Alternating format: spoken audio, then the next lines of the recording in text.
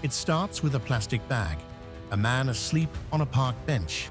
By sunrise, it's gone, stolen like his last piece of safety. Welcome to Texas, 2025, where over 27,000 people are homeless and nearly half have nowhere to go. Behind the skyline lies a truth no travel blog shows.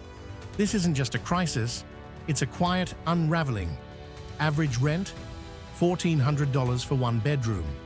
Families one bill away from collapse. If Texas is the American dream, why are so many waking up in the cold? Stay with Romekind as we walk you through the glitter and the grit, because what you're about to see, they definitely didn't put in the brochure. Number 1. Texas, a dream once bright. Texas in the 1970s wasn't just a place, it was a feeling. Wide skies, cheap land, and the kind of optimism you could taste. You didn't need much. A decent job, a small house, a grill out back, that was enough. Back then, a home in Dallas cost about $32,000.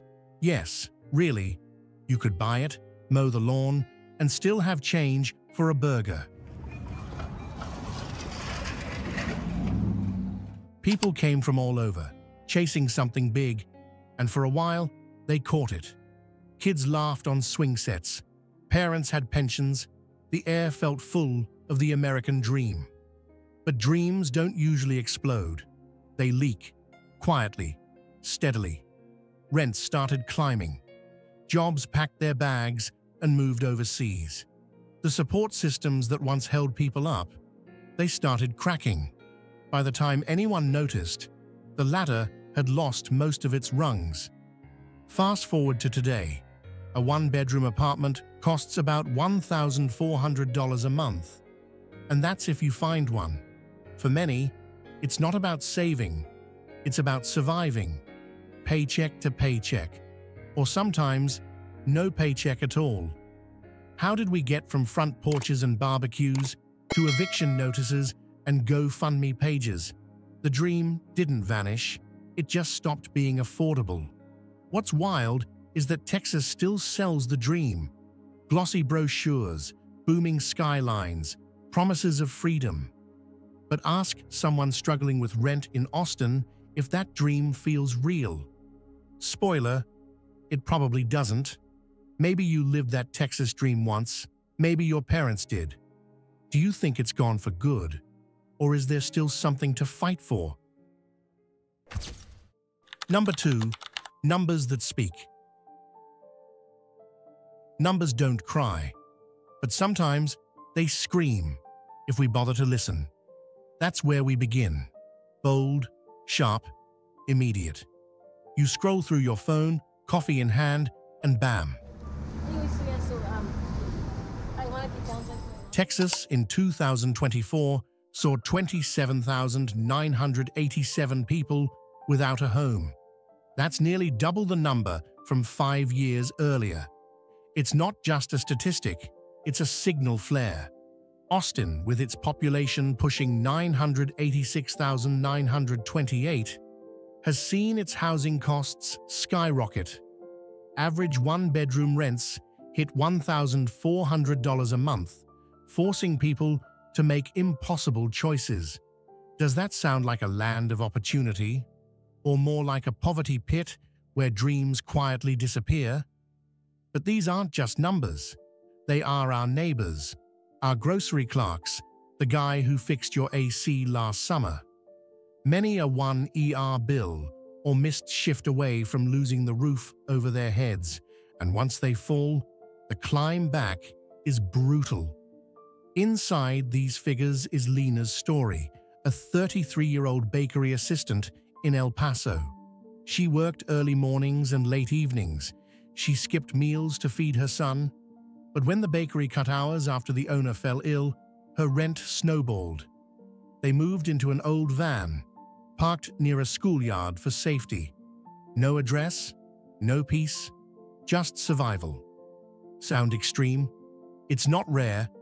How many more are living in this gray zone? One flat tire from homelessness crisis. How close are we all? Behind every data point is a human being. A voice gone quiet. A story unseen. Let's break that silence. Drop a thought in the comments. What do you think it would take for your city to truly protect its people?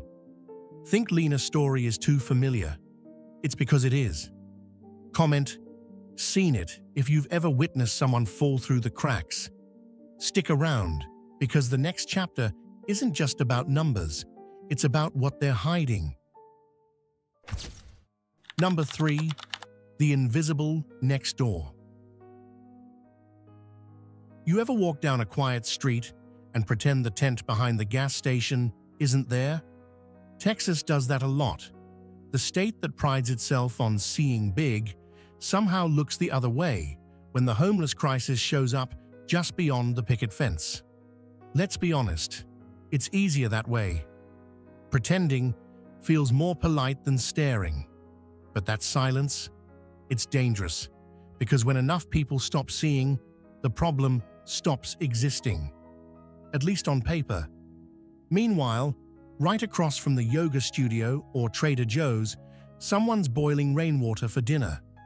Gated luxury sits just blocks away from tarp-covered pain. This is not a movie. It's not a metaphor. It's daily life for tens of thousands of Texans. When people become invisible, policies forget them too. Local leaders allocate budgets for beautification projects, not for beds, healthcare, or recovery. In Austin, only 1,500 shelter beds are available for over 3,000 people. That's more than half left out in the cold. Literally. And what happens when cities try to clean up?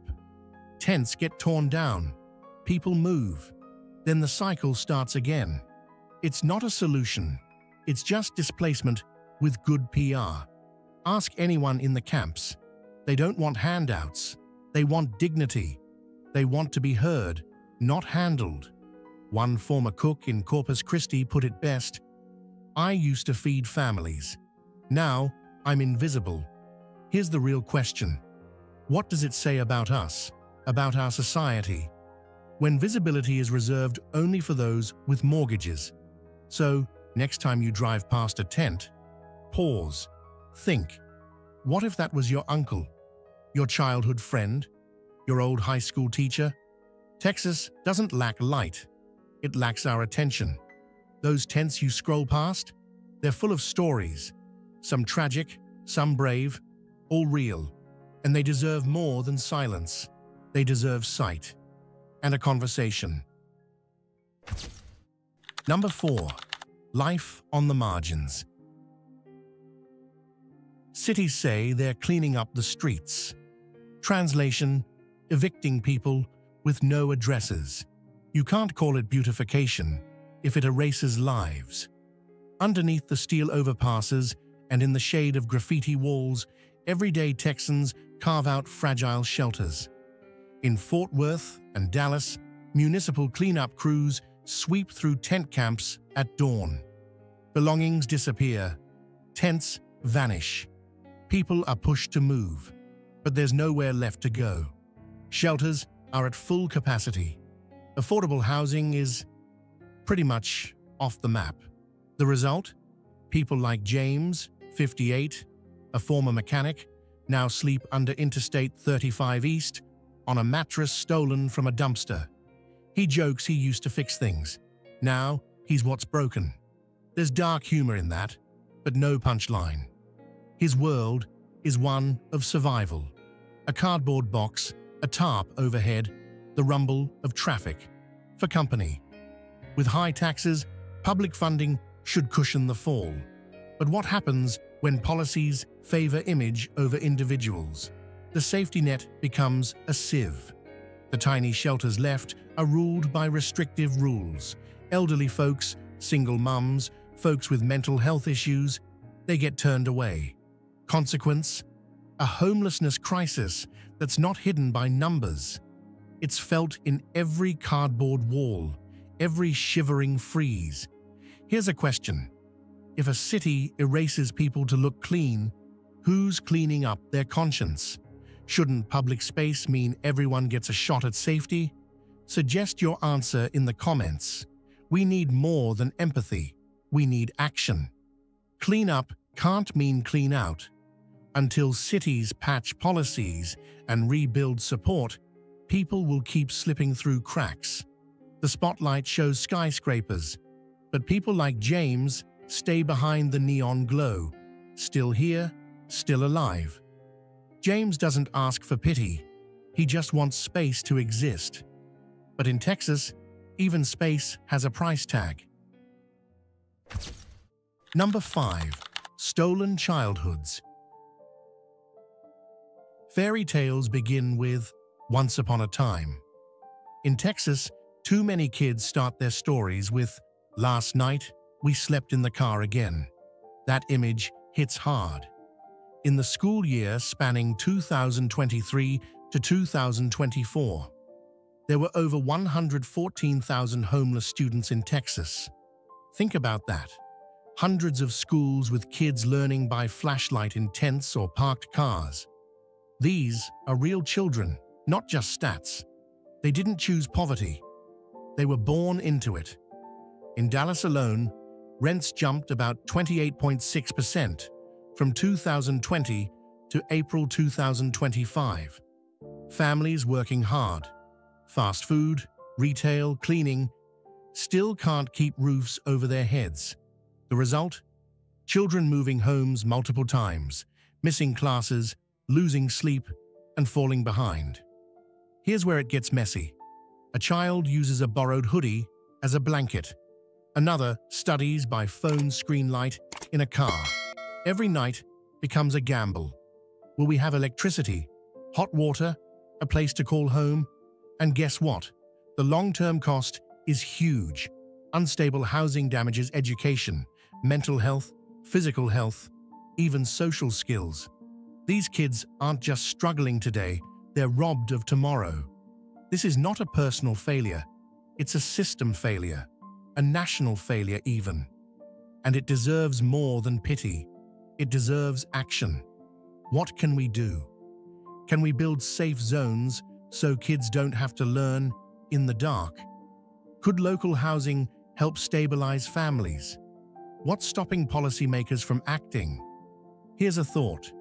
If your child was suddenly homeless, wouldn't you want a safety net that actually works? When a child's homework is done by flashlight, the real test isn't math, it's survival. Let that sink in as we move forward. Now I want to hear from you. Have you known a kid who had to learn in unstable conditions? Over 100,000 kids in Texas are doing homework by flashlight. If that hits home, comment, "Let kids dream" below. And hey, before we move on, hit that subscribe button and support Roamkind. We've got more untold stories coming your way. Number 6. Women left behind. You walk into a shelter and know within seconds it's not made for you. Not if you've got a toddler on your hip and no backup plan. The lights hum, the chairs creak, everyone's tired, but no one's sleeping. There's no room. Women get left behind, quietly and often. They vanish into parking lots, park edges, or 24-hour diners. Texas isn't just battling a homelessness crisis, it's making survival a full-time job for mums with no margin for error. Meet Latasha, 39, used to manage a front desk at a dentist's office. When her mother passed, she took time off to care for her son, who has asthma. Time turned into weeks. The job didn't wait, neither did the rent. Now she and her boy crash in a borrowed minivan parked behind a gas station that doesn't ask too many questions. She tried shelters, but her son didn't have updated medical records. That was a problem. "We're not equipped for this," one staffer told her, as if she were a situation, not a person. So now she counts safe lots, watches the clock, and hopes the engine heat holds through the night. Latasha's not rare. Across Texas, thousands of women sleep with keys in hand and kids in the back seat. Some fled abuse. Others were squeezed out by rising costs. Most did everything right. They worked, they paid, they cared. But poverty isn't polite. It doesn't knock. It just moves in.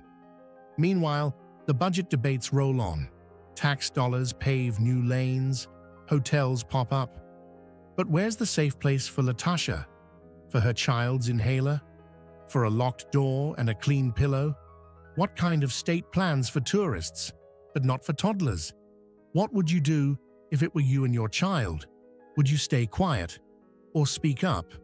Because ignoring mothers won't make the problem go away. It just makes it colder out there. Number 7. The tourist illusion. Instagram loves Ocean Drive, but it rarely pans left to the man sleeping by the bench in that perfect sunset shot. Corpus Christi, a beach town of sun, wind, and $15 billion in annual trade. It boasts palm trees, picture-perfect piers, and cruise ship smiles. But take a few steps away from the boardwalk, and the view changes. Fast. Hidden behind souvenir stands and seafood joints are tarps, tents, and the quiet sounds of survival. The average rent here is $1,250 a month. Not luxury, just an old basic apartment. For hotel housekeepers and restaurant cooks, that price might as well be the moon. Meet Roberta. She used to flip shrimp at a beachside grill. Now, after 2 layoffs and a broken ankle, she sleeps near the marina. Everything she owns fits into one plastic bag. Her quote, "I used to serve tables. Now I pray for a bench." In 2024 alone, 135 encampments were cleared across the city. Guess how many shelter beds are available? 180. That leaves almost half of the homeless population with nowhere to go. And that's not counting those too scared or sick to enter. So what happens? People disappear. Not literally, but in policy, in conversation, in priority. Cities focus on tourist optics. Clean beaches, polished boardwalks, because nothing ruins a vacation selfie like visible poverty. Let's be clear, street cleaning is important, but clean shouldn't mean invisible. If we clear tents without offering roofs, are we solving the problem or sweeping it under the sand? What would it look like if cities made people the attraction? What if compassion was a destination? The tourist lens shows you the pretty parts. The real story lives just outside the frame. If you've ever seen a beautiful beach photo and wondered what's just outside the frame, here's your answer. Comment, "Seen it." If you've witnessed this contrast in real life, or didn't know if this was the first time you realized what's happening beyond the boardwalk. And stick around. What's coming next will change the way you see any city. Number 8. The broken net. Ever heard of a safety net with holes? That's Texas's system right now. We call it a welfare net. But if more than half the people fall through, is it even a net? Take Austin, population about 1.2 million. They've got around 1,500 shelter beds, but 3,000 plus people need them. So what do we call the other 1,500? I call them people forced to sleep outside in literal cold. Doesn't feel like a safety net, more like a trap door. Then there's mental health. In Fort Worth, 62% of the homeless cannot access treatment. Community clinics max out at 200 appointments per week. 200. That's a band-aid on a broken leg. People chase single appointments for weeks, only to be told, no room. Ouch. And federal funds, they dropped 12% in the past year. That's high taxes we pay, but less help we get. Irony, huh? We pay more, but get less. like subscribing to cable and losing channels. Imagine, person who had a job, a home, and a plan. Then layoffs, rising rent, maybe illness, and boom, they lose everything. They go through bureaucratic loops only to be told, "Oops, sorry, net's ripped." The term homelessness crisis sounds heavy, and it is. But it's not a marketing line, it's literal. The broken net is what turns a crisis into calamity. It's what makes people give up, or worse, disappear. So what can change? More beds? Yes. More mental health clinics? Definitely. But also, policies that actually see rural Texans, people who don't fit the city mold, still belong. They too deserve a ladder, not a hole.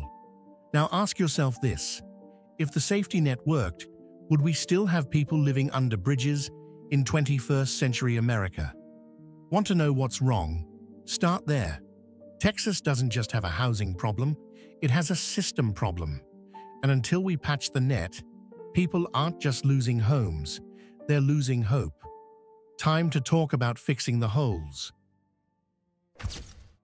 Number 9. Rural and forgotten. Not all homelessness. Crisis comes with city lights. In the countryside, there are no neon signs, just broken tractors and long silences. But the crisis, it's real, just less visible, and far more ignored. Out in the farmland of East Texas, in a town of 6,000, Nathan, once a farmhand with steady hours, now sleeps in an abandoned tool shed. No plumbing, no heat, just a camp stove and a sleeping bag he found at a swap meet. After his wife passed in 2022, the grief took everything. Bills piled up. The job market dried. Soon, Nathan was alone, with nothing but a tin roof and the stars for company. His friends moved on. His neighbors didn't ask. His town simply forgot. There are no shelters in his county, no clinics, no buses, just faded signs from church food drives and a single general store that still takes cash. Poverty in rural areas doesn't scream, it barely whispers. And yet, state funds flow to the cities. Infrastructure skips over towns like Nathan's. There's no data because there's no census follow-up, which means no help, no policy, no hope.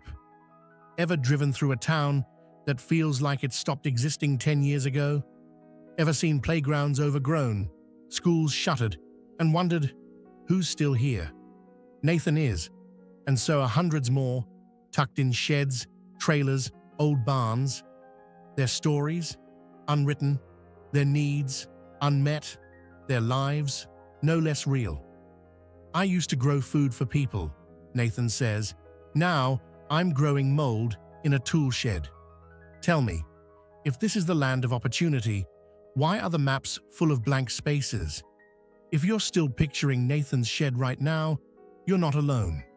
Comment, "Still here," if you believe stories from small towns matter just as much. And keep watching. The next chapter might surprise you more than you think. Number 10. A nation on the brink. They said Texas was the future. But if this is the future, maybe we need a new roadmap. That line rings louder than any marching band anthem. In Amarillo, a cattle industry worth $4 billion pumps life into the region. Yet median home prices hit $275,517, well out of reach for many. In Waco, 35% of renters hand over half their income just to keep a roof overhead. That's not an economic miracle. That's a homelessness crisis. Step back and look. Economic growth continues, but only for some. In 2025, Texas's homeless population grew 9%. The ground under many is shifting. Jobs exist, yet so do sky-high rents and dwindling supports. What happens when the promise of Texas, freedom, prosperity, community, becomes a luxury. Take a moment. Can a state pride itself on booming GDP while families sleep in cars? Behind every glowing skyline is a warning sign. A mother studying under a street lamp as her child sleeps in the back seat. A teacher who lost housing after years dedicated to others. They aren't exceptions. They're warning flares. The high taxes argument rages. But where's the investment? Where's the safety net that matches the rhetoric? If resources are pooled, but people still fall through the cracks, what's being lost? A sense of shared responsibility, a belief that prosperity should lift all ships. Let's imagine two paths. Path 1. Continue down this road. More families on edge. More towns echoing with abandoned promises. The American dream becomes a souvenir. Path 2. Pivot. Prioritize housing access. Boost shelter capacity. Fund mental health. The result? A state that doesn't just grow, but cares. A Texas that protects its people as fiercely as it markets its success. We're at a crossroads. If Texas, long known for opportunity, can't protect its own, what hope is there for the rest of America? Without structural reform, more states will follow this descent. If this is what collapse looks like in slow motion, imagine when it picks up speed. Now, I want to hear from you. Do you think rising home costs signal systemic collapse or a wake-up call we can't ignore? Share your thoughts below. Let's chart the path forward, together. Turns out, tents and Teslas really can share the same zip code. The American dream hasn't disappeared. It's just gotten pickier. So, here's something to chew on. What happens when survival becomes more expensive than success? At Romekind, we don't promise answers. We promise perspective. And sometimes, that's enough to start a better conversation. Now your turn. Would you trade a downtown skyline for a good night's sleep? Let us know. We're still listening.